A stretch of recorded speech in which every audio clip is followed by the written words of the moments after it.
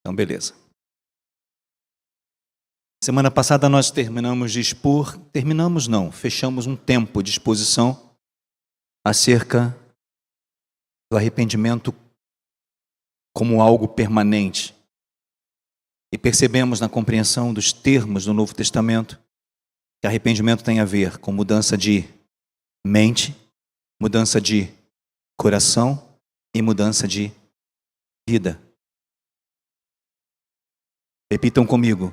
Mudança de mente, mudança de coração e mudança de vida.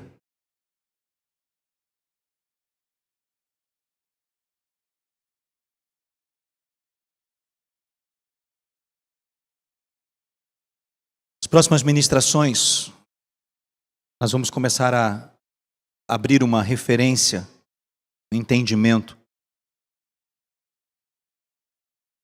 acerca da nossa resistência ao pecado, a nossa luta contra o pecado, como um instrumento de obediência. E o quanto nós precisamos compreender que a obediência é uma decisão.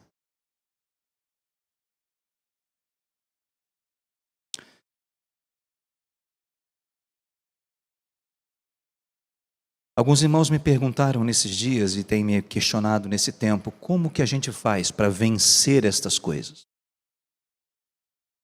As tentações, como lidar com os pecados continuados, como vencer isso? Durante esta semana, o Senhor me abriu o texto de Mateus capítulo 4, que trata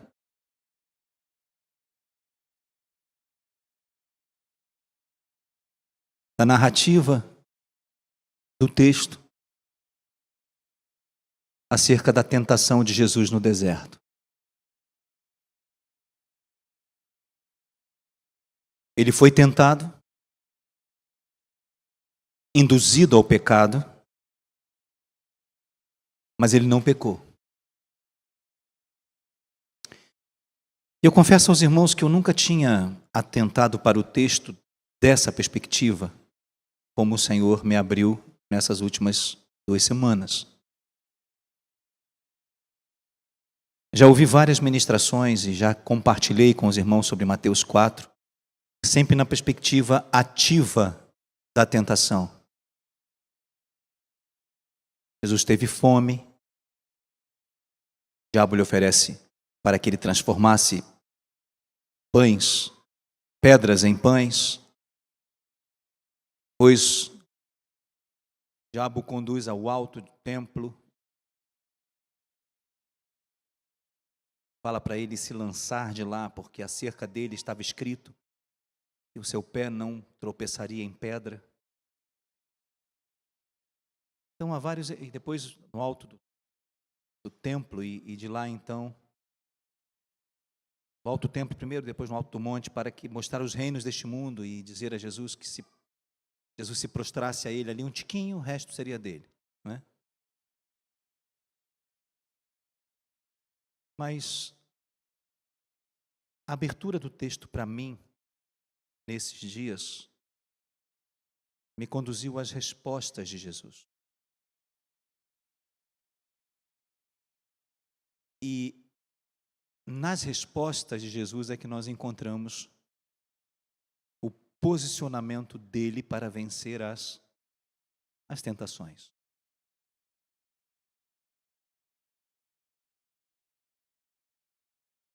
Vocês, os irmãos, estão me entendendo?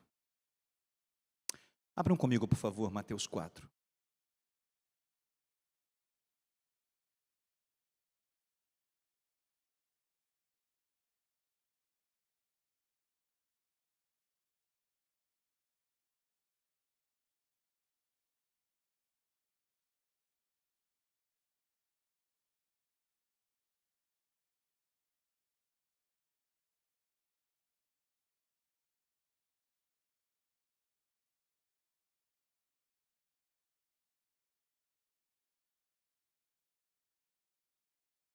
A partir do verso 1, lá.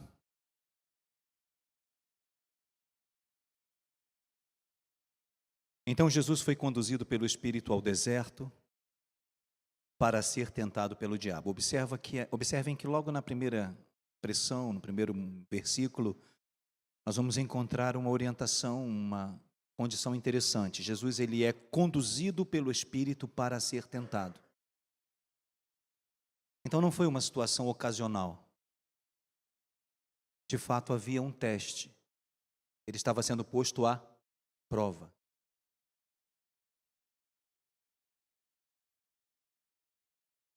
E talvez essa seja uma das primeiras coisas que tenhamos a pensar acerca das tentações que nos levam ao pecado. Elas também colocam à prova.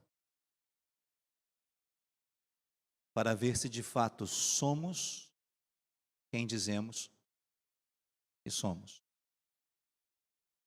E se fazemos o que dizemos, fazemos.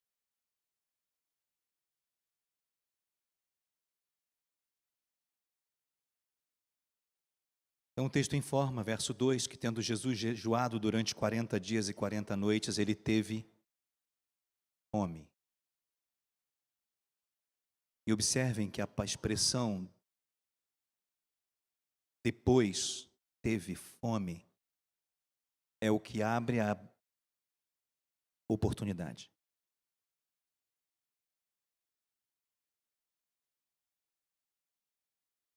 O pecado ele sempre vai procurar uma ocasião, uma oportunidade. Seja ela mais simples, seja ela mais complexa, seja ela de fome, de necessidade, seja ela de prazer, desejo.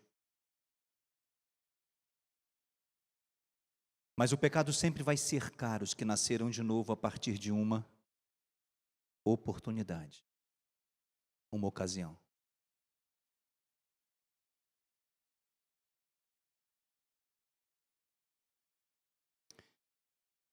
Uma palavra interessante, muito interessante.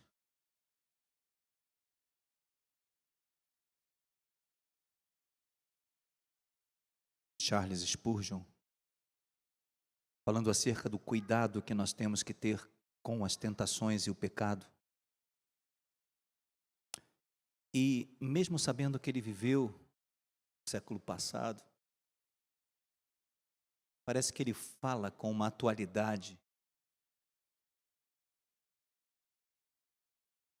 Em um dos seus sermões, talvez a gente disponibilize esse sermão mais tarde. Resistindo ao pecado, ele trabalha um ponto dentro de um aspecto maior. Ele diz que a questão de resistir ao pecado é compreender que ocasiões nós nos tornamos suscetíveis.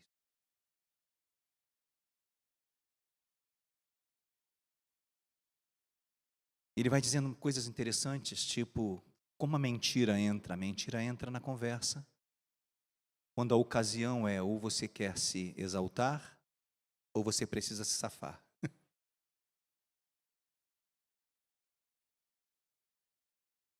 A impureza sexual, ela entra quando você encontra ocasião. Quando você está sozinho, comumente, para acessar o seu celular, numa porcaria lá de pornografia, ou seja lá o que for. Ou quando você está longe do seu cônjuge, da sua família, e você então se sente tentado pela presença, ou por uma pessoa, ou por alguém. É difícil fazer isso quando há outras presenças. Então haverá sempre uma ocasião. Ele vai falando sobre essas questões. Bem interessante. Depois de 40 dias jejuando, Jesus teve fome. E o texto diz, depois teve fome. O que significa?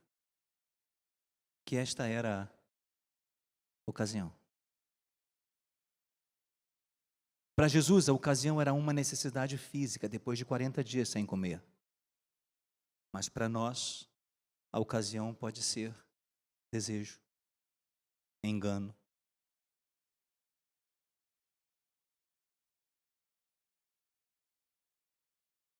A nos levar a uma condição onde o pecado seja proposto.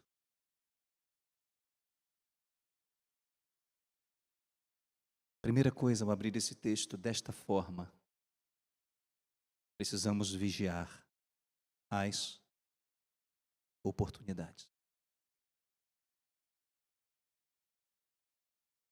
Precisamos estar atento às ocasiões.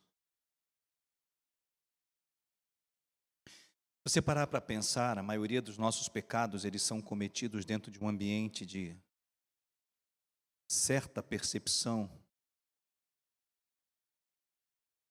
de que não seremos expostos. A ilusão de que não seremos expostos. E às vezes essa é a ocasião da qual precisamos fugir.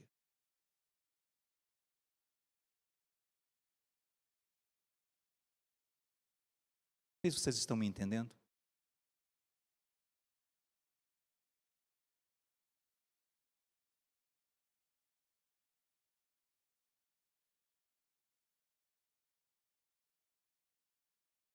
Precisamos observar atentamente as ocasiões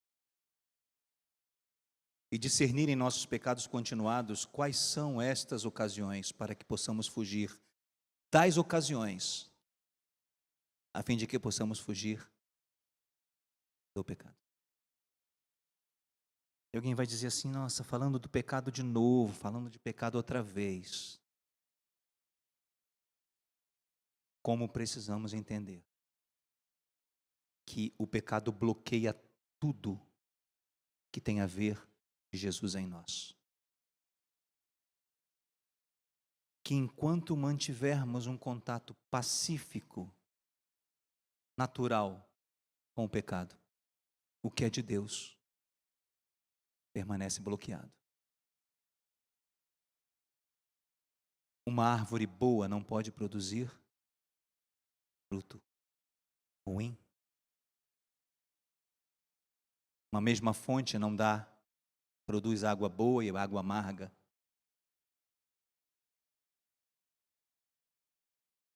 Você não vai encontrar fruto de melancia em pé de abóbora. Então nós precisamos começar a olhar para a questão do pecado de uma forma muito efetiva. Ela bloqueia a vida de Deus em nós, a manifestação do Espírito em nós, o poder da ressurreição em nós. Para todas as demais coisas.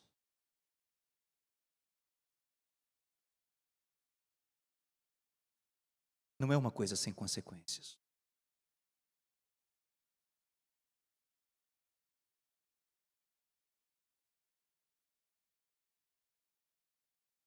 Quando Jesus foi interpelado pela primeira vez,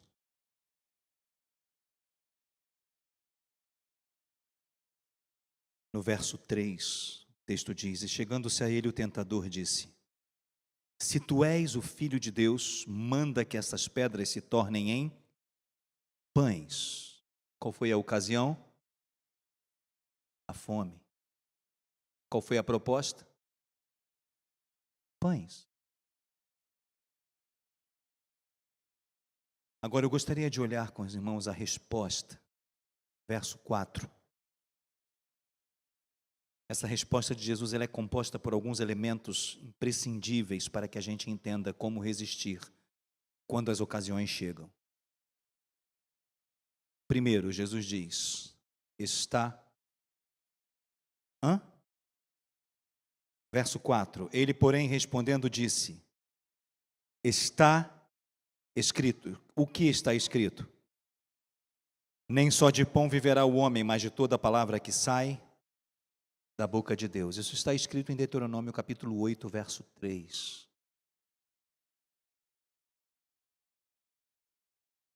Quando Jesus é tentado pelo diabo, a primeira coisa que ele faz é dizer: está escrito.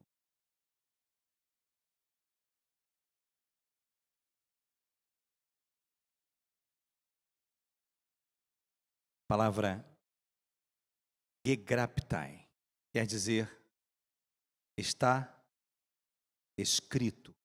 Literalmente isso.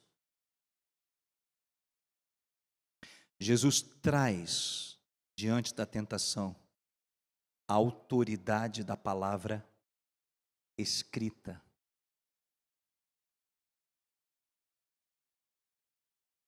O primeiro elemento contra a tentação é ativar a nossa mente para o que está escrito. Jesus retoma aqui a lei e os profetas, aquilo que estava escrito no tempo dele, que era a palavra de Deus para os judeus, a Torá e os profetas.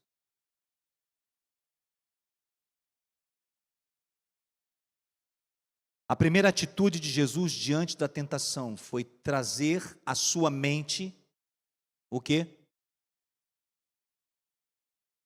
O que está escrito. Repita comigo. O que está escrito.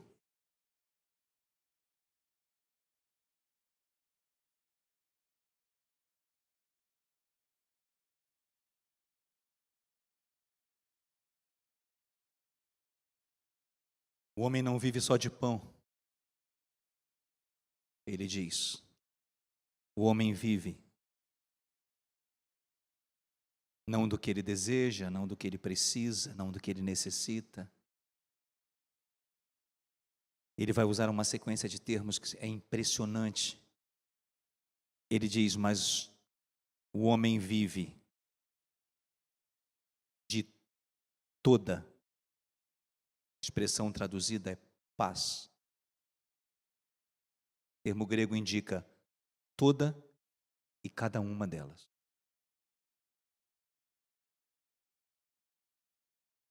Jesus diz, o homem não vive só de pão, mas de toda a palavra e cada uma das palavras de Deus. O termo que ele usa aqui não é logos, que seria a palavra utilizada normalmente para a palavra no sentido amplo. Ele usa a expressão rema. Mas de toda rema, palavra ativa, que sai da boca de Deus. E ele usa a expressão exerkomai, que procede, que flui. E ele ainda usa uma preposição apo antes de teos. Apo significa aquilo que indica a origem, de onde vem. Então a resposta de Jesus ao diabo é: o homem não vive apenas do que precisa nem do que deseja, mas ele vive de toda e cada palavra que procede e tem origem na boca de Deus. Estão comigo?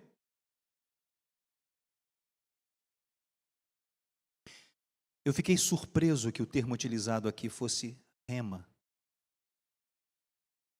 Mas me lembrei que quando Jesus está tratando com os discípulos em João capítulo 6, ele diz, as palavras que eu vos tenho falado são espírito e vida. Ele não estava falando da palavra como um todo, mas da palavra que estava sendo falada especificamente.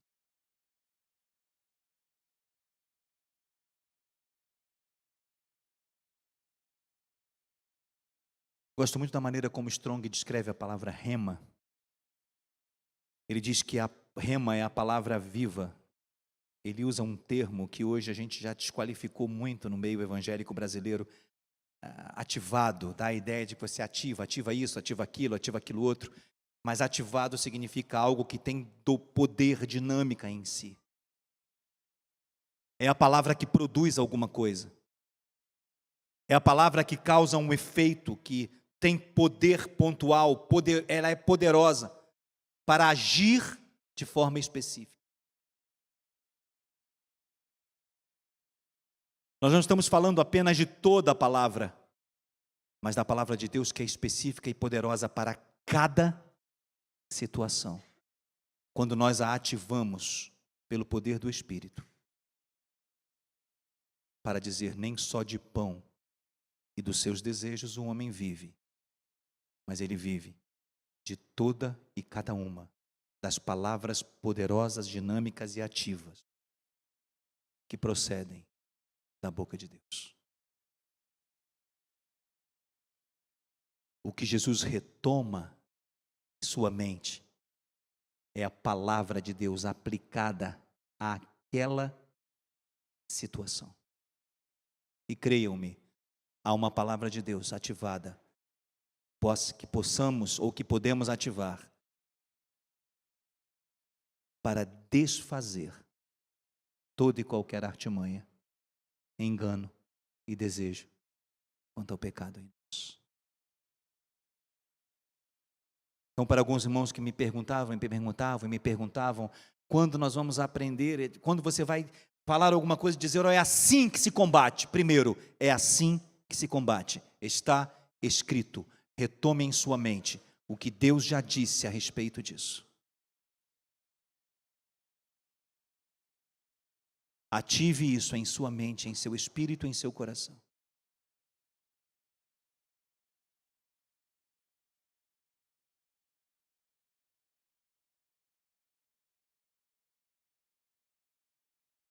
O diabo então transporta Jesus ao ponto mais alto do templo e diz para ele: lança-te daqui, se tu és o Filho de Deus. E aí o diabo começa a citar o texto.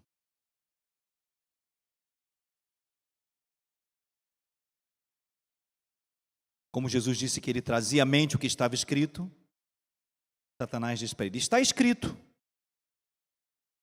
Salmo 91, versos 11 e 12.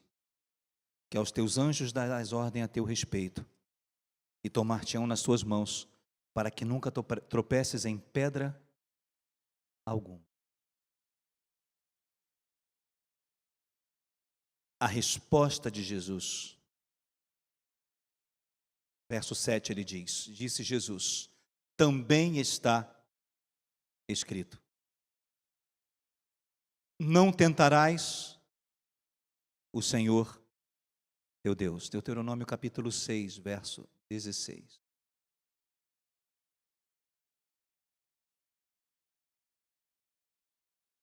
Agora Jesus introduz uma outra expressão. Diante da tentação ele diz: não tentarás ao Senhor teu Deus. A expressão tentar aqui é traduzida do verbo grego ekperadizo. Da ideia de provar, testar, colocar à prova. E tem um sentido que foi usado pelo autor de Hebreus no capítulo 3, que tem a ver com provocar.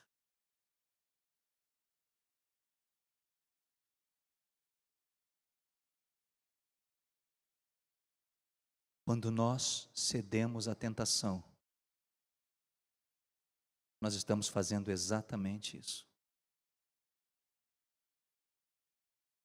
Além de estarmos ofendendo ao Senhor e à graça, o Espírito da graça, nós também estamos nos pondo em uma posição de provocação à sua santidade.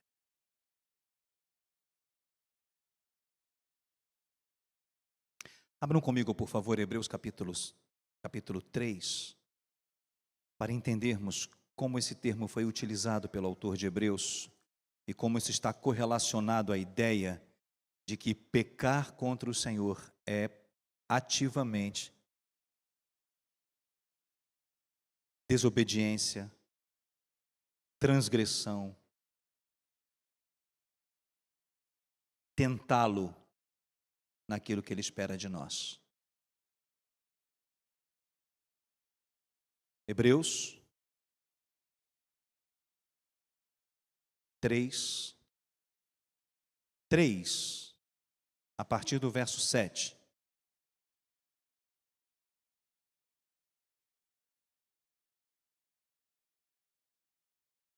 A partir do 7, estão comigo? Portanto, como diz o Espírito Santo, se ouvirdes hoje a sua voz, não endureçais os vossos corações como na provocação do dia da tentação no deserto.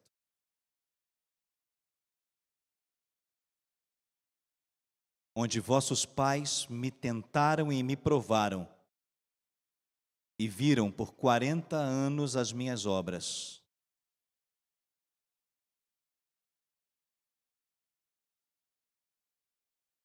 Verso 10 diz: por isso me indignei contra esta geração e disse: estes sempre erram o seu coração e não conheceram os meus caminhos. Entendem que a provocação para o Senhor é exatamente isso: errar com o coração e deixar os seus caminhos. A conclusão da atitude do povo no deserto, pecando contra o Senhor e provocando o Senhor, é vista pelo Senhor como alguém que tenha dura cerviz, que erram sempre no seu coração e não conheceram os meus caminhos.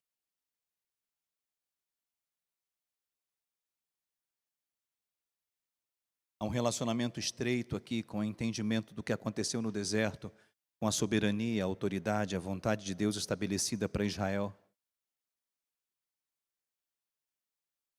Não provocá-lo significa manter a sujeição ao que ele diz e manter a certeza no que ele faz.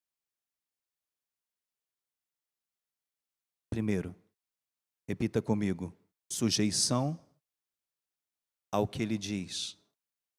Segundo, certeza no que ele faz. Vou disponibilizar para os irmãos hoje, após a ministração, vídeo do Spurgeon, denominado Fé e Obediência. A chave para vencer a tentação é a fé que leva à obediência.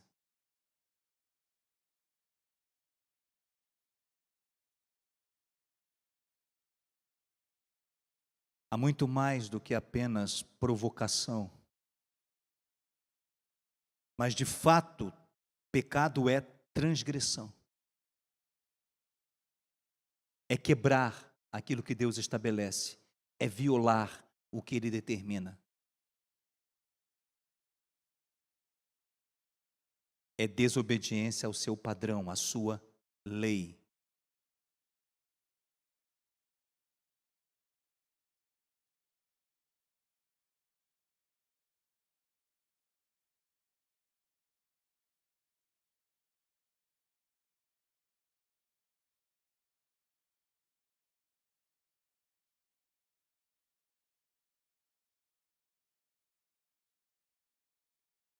Sim.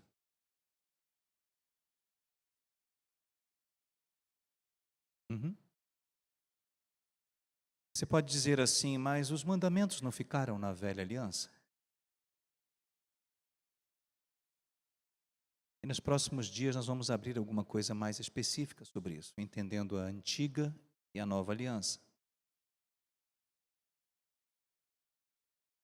Mateus 22, por favor, abram comigo.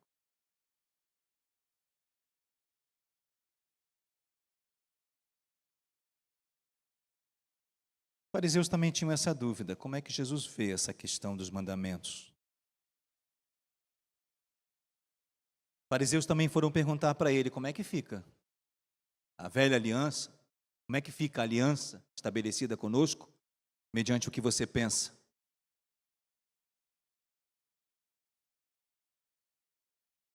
Olha o que Jesus respondeu. Começando no 34. Os fariseus, ouvindo que ele fizera emudecer os saduceus, reuniram-se no mesmo lugar. Havia uma discussão sobre ressurreição. E os saduceus não acreditavam na ressurreição do último dia.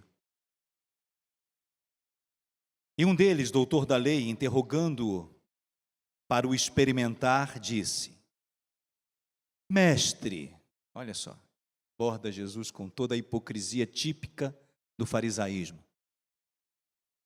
Mestre, qual é o grande mandamento da lei?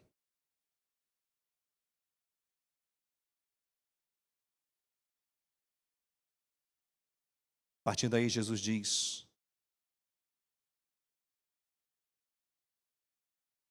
verso 37, primeiro mandamento: amarás ao Senhor teu Deus de todo o teu coração e de toda a tua alma e com todo o teu pensamento ou entendimento. Ele disse: este é o primeiro e grande mandamento. No 39 ele vai dizer: e o segundo, semelhante a este é: amarás o teu próximo como a ti mesmo. No verso 40 ele vai dizer: destes dois mandamentos dependem toda a lei e os profetas. Ele vai dizer: toda a antiga aliança depende destes dois mandamentos. Amar ao Senhor teu Deus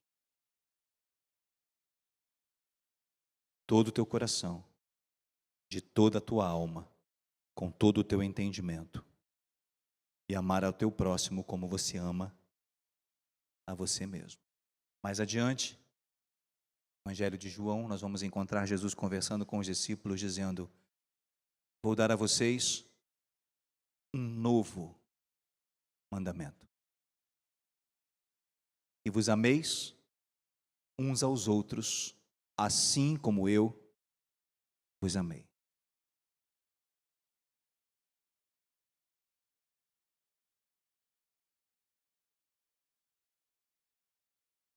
Evangelho de João, capítulo 14.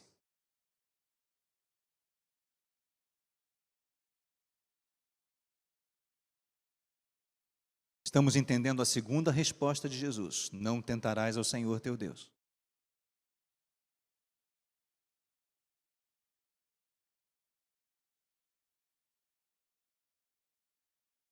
Há uma sequência interessante que nós vamos encontrar.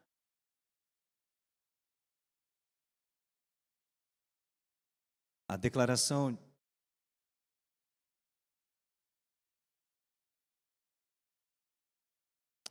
de Jesus acerca do novo mandamento.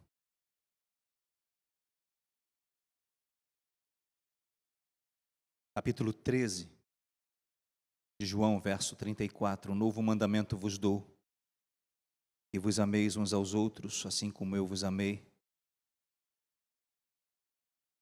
Também vós vos ameis uns aos outros assim.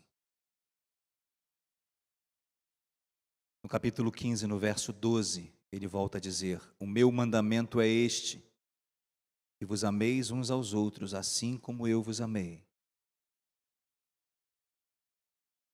Mas no 14, Jesus vai retomar uma coisa interessante na sua declaração aos discípulos, a partir do 15. João 14, a partir do 15. Estão comigo aí? Se me amais,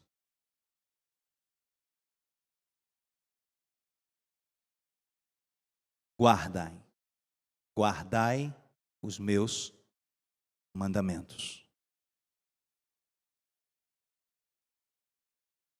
Ele havia acabado de dar um mandamento, retomando este novo mandamento com os dois outros a quem ele disse, ou acerca de quem ele disse, que desses dois dependem a lei e os profetas.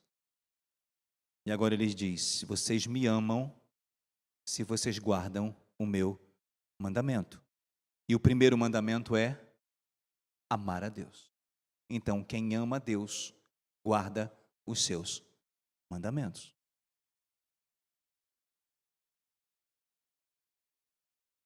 Os dois de quem dependem a lei e os profetas: amarás ao Senhor teu Deus todo o teu coração, toda a tua alma, todo o teu entendimento, e ao teu próximo como a ti mesmo. Um novo mandamento vos dou, que vos ameis uns aos outros, assim como eu vos amei. Então existem mandamentos que estão estabelecidos na nova aliança.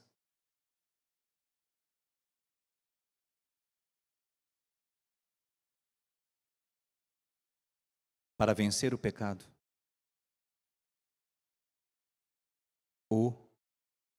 obediência. Ativar o que Deus já disse. Segundo, obedecer ao que Ele já disse. Para os irmãos que estavam pedindo, pastor, como é que faz? Eu estou dando a receita.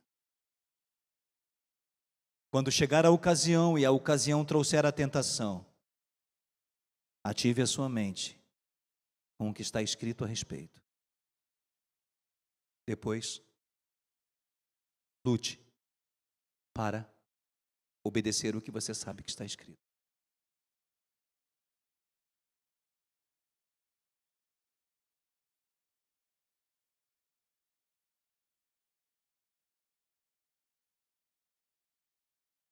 Verso 21, ele vai dizer: aquele que tem os meus mandamentos e os guarda, esse é o que me ama. E aquele que me ama será amado de meu Pai, e eu o amarei e me manifestarei a ele. No verso 23, Jesus diz: e respondendo disse-lhe: se alguém me ama,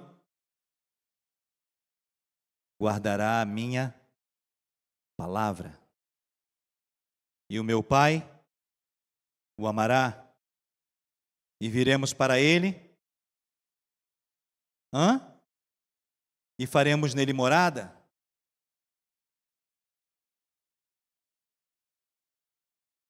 Quem não me ama, verso 24, quem não me ama,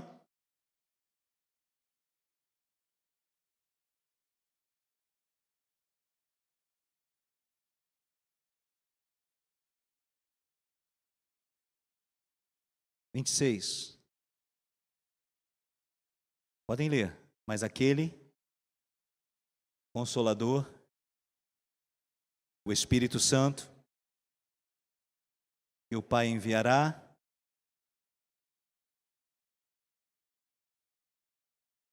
ele vos ensinará todas as coisas e vos fará lembrar de tudo o que eu já tenho dito. Para lembrar do que está escrito e ativar a obediência, nós temos e contamos com a ajuda do Espírito Santo.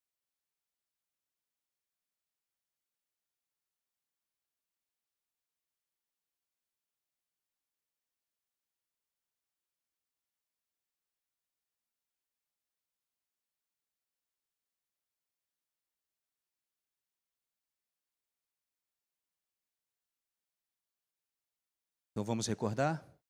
Primeiro, ativar a mente com aquilo que está escrito, palavra ativa de Deus contra o pecado. Segundo, obediência ativa por meio do poder, auxílio e socorro do Espírito Santo. Vocês aguentam mais 10 minutinhos? Vamos para o verso 10 de Mateus 4. A terceira resposta de Jesus.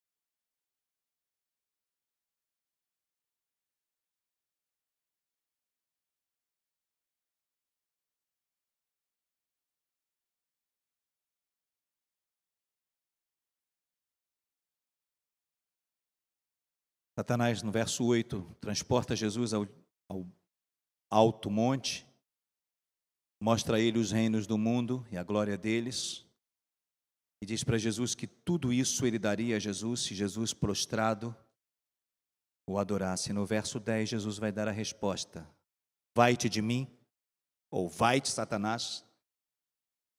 E ele diz: porque está escrito, ao Senhor teu Deus adorarás, e só a Ele servirás.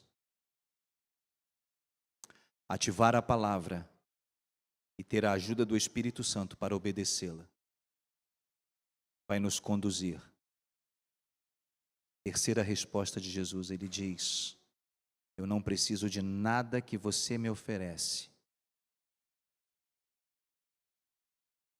Ao Senhor teu Deus adorarás. A palavra proskuneo, que tem a ver prostrar-se, ajoelhar-se, reverenciar, reconhecer com temor quem Deus é. E só a Ele servirás. A palavra latreo, que vem do substantivo latreia, tem a ver com servir, tornar-se escravo. Aspecto claro na antiga aliança acerca de quem eram os sacerdotes que exerciam para Deus um serviço santificado, separado apenas dele.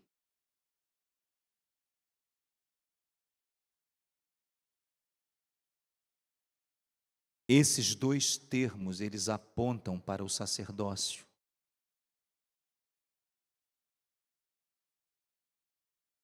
Para a relação de adoração que vai além do que a gente costuma fazer, cantar, proclamar, mas tem a ver com rendição e serviço.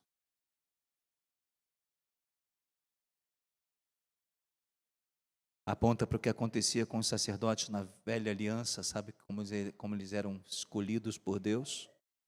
Separados de uma tribo.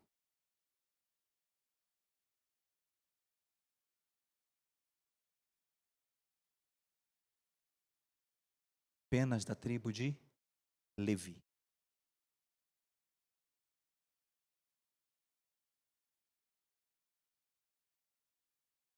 Sabe o que a ideia traz da palavra no Antigo Testamento para consagrar? Tornar-se propriedade exclusiva. A consagração era o que tornava algo santo. E a ideia de santo no Antigo Testamento é algo que é separado exclusivamente para Deus. 1 de Pedro, capítulo 2, verso 9 diz: mas vós sois a geração eleita, o sacerdócio real, a nação santa e o povo adquirido, propriedade exclusiva de Deus. Quem é? Nós. A que Jesus se refere quando ele dá a terceira resposta.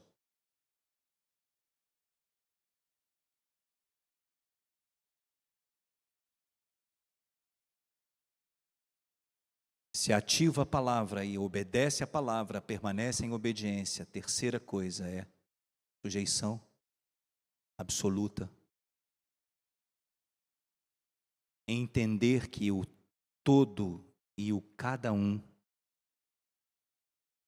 daquilo que tem a ver comigo precisa ter a ver com Deus.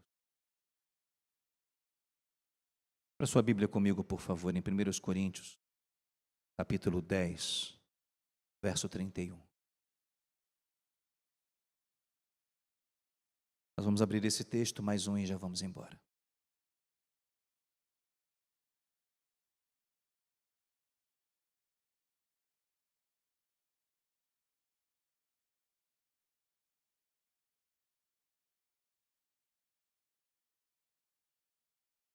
Abriram aí?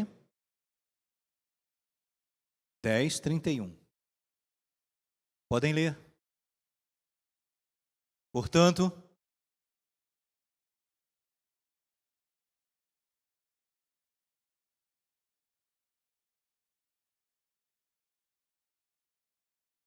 a versão mais comum quer comais, quer bebais, ou façais qualquer outra coisa, fazei tudo para a glória do Senhor.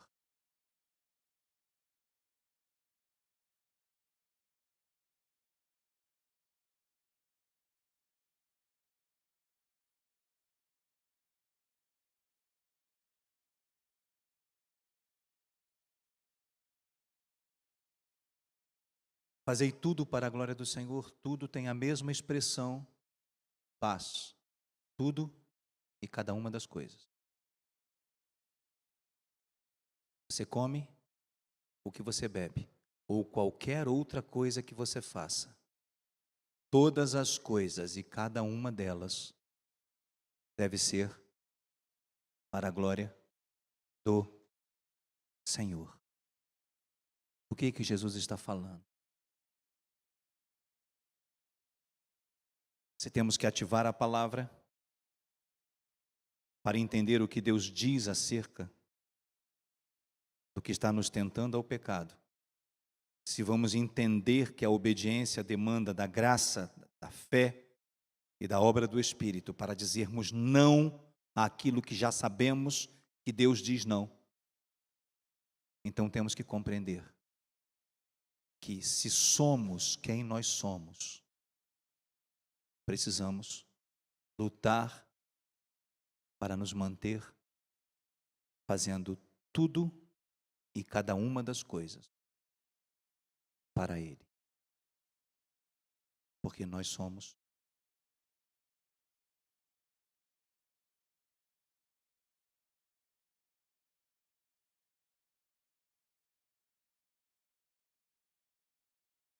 Primeira de Pedro.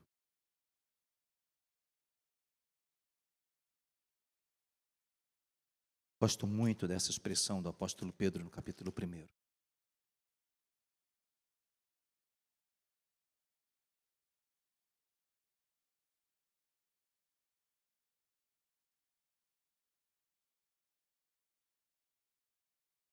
Começando no 13.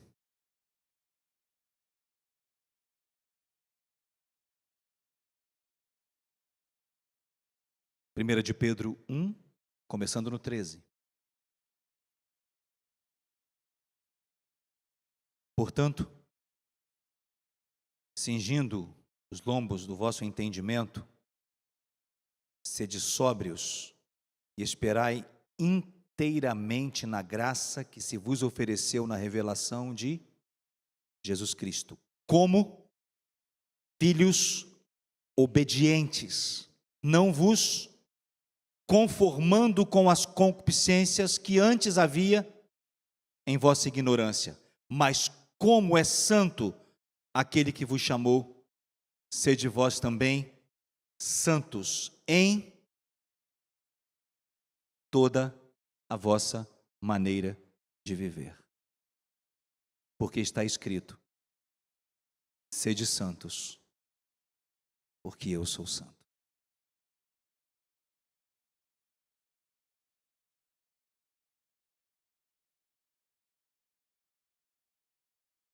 Dá para entender na prática como fazer para responder à tentação? Quando a ocasião chegar e os desejos falarem, e os enganos, e o sopro da tentação vier ao ouvido, ou aos sentidos, ative em sua mente o que está escrito. Conte com a ajuda do Espírito e rogue a ajuda do Espírito para permanecer naquilo que está escrito. E entenda que foi para isso que eu e você fomos alcançados, por uma graça que não desiste de nós.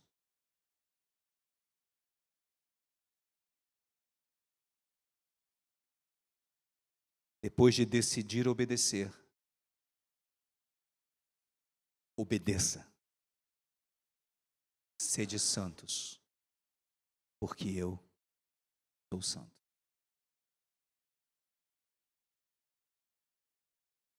Como filhos obedientes, não vos conformando com as concupiscências desse tempo.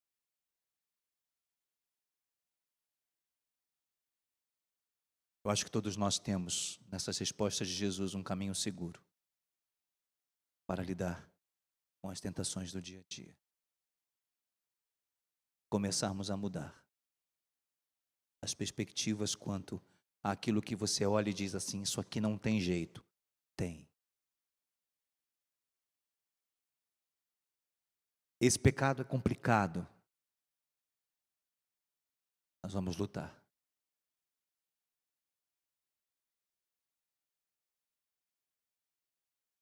Para que uma vez alcançados por tamanha graça, possamos viver em novidade de vida.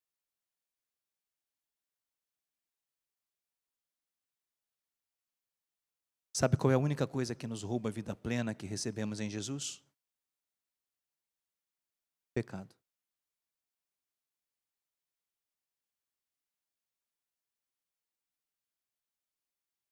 Por isso é tão importante a gente lidar com isso. Eu sei que aquilo que a gente abriu hoje não é muito fácil de entender primeiro contato.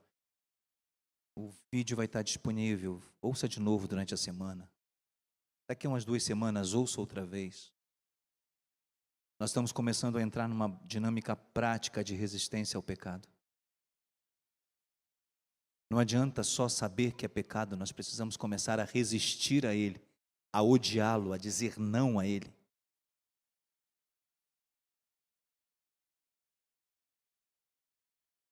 Semana que vem nós vamos abrir o texto de João, onde o apóstolo João diz: se dissermos que não temos pecado, somos mentirosos.